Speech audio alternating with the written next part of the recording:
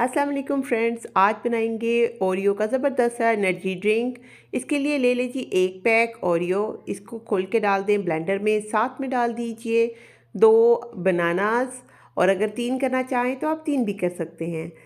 1 glass milk इसके अंदर जाएगा। जो भी आपके पास नट्स अवेलेबल हैं आप इसमें डाल दें। मेरे पास यहाँ पे वॉलनट्स अवेलेबल हैं, मैंने वॉलनट्स डाल दिए हैं।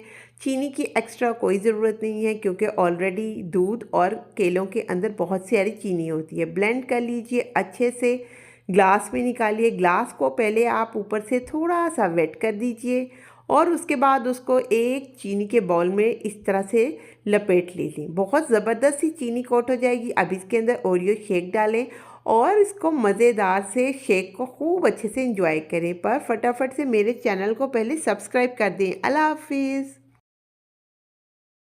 अस्सलाम वालेकुम फ्रेंड्स, आज बनाएंगे